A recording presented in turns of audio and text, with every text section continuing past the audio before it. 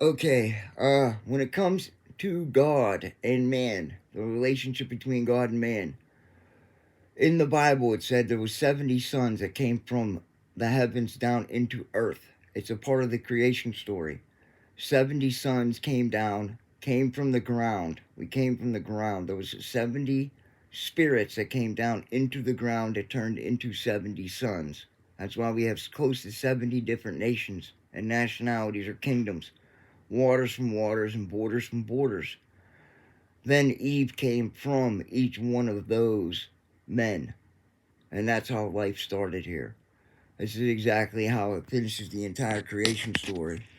It also has something to do with matter to masses. Matter to mass is relativity, told through Einstein because God names everything through man. It said God walks with Adam, and Adam is mankind, all of us. So we name things through our understanding of coming up with an idea to name something, and relativity is why matter is to mass. Now, whenever we observe God, and He is in the universe, in the light, and in the Christ, which is us, we are all Christ. Although we all be Christ, all those we all be Christ. Everybody is Christ. In that understanding is because I am who I am, and I'm a messenger for these days. At 40 years old, He came in to quicken my soul. It's in Revelations. Whenever we observe anything inside space, and ask any physicist this right now, 30 billion Earths has been recognized inside of a multiverse. 30 billion different other Earths. That number is important because it has to do with the Hindu faith.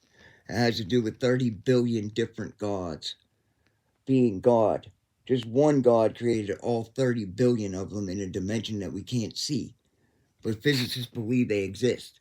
And this is why it is important to match up each individual text that it all leads back to one of us in creator and creation. Now, inside that dimensional portal, it doesn't matter. I don't care because we live here on this earth as it is in heaven. And this one is the most important because it's the physical world, not the spiritual ones that aren't yet visible to us. So all this seems convoluted and completely crazy, but ask any physicist. They'll tell you I'm not. It also has a lot to do with understanding what is possible in spirit, and interdimensional portals are dangerous to end times. You cannot work in these fields. It's an end times, meaning you have to end all work into time and space. And I have no idea what we're thinking about later on. I would like to help. Any advice, any eyes on anything going on in the Mars project? Because I know one thing's for sure. The launch points of Mars is jacked up and has a bad magnetic field that won't allow life to live there. Not really. We have a magnetic field here that goes through the same exact dimensional cycle, and it is a rising and falling body throughout 16 rings. And we go inside, outside. So, in on that, I think it's 16. I'm pretty close, I'm pretty sure. But, anyways, in on that, what will the drag, if we bring life to Mars, what will the drag be to the Earth? Will it change our entire timeline? Because we could go from a 52-week cycle to a 70-week cycle. Because at some point, we had 70 weeks in a year. And I don't know why that's important, but it could really change everything. Because there was famine, there was desolence in the land whenever it was a 70-week cycle in the Bible. And I'm using that as a reference, and somehow it strikes like a memory. And I can't explain that. Somehow Dolores thought there was past lives. I don't know exactly what to say, as I always believed I was an old soul. But I do know that he saved me from addiction.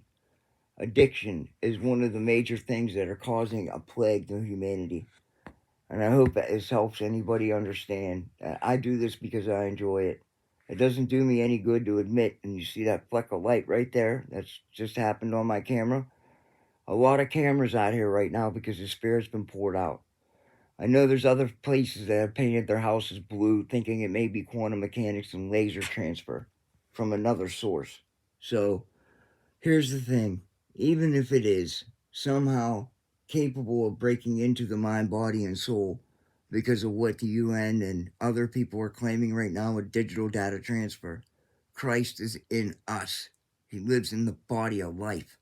So if you're doing things to people's body in strange, weird science, chemistry ways, may God have mercy on our soul. God bless.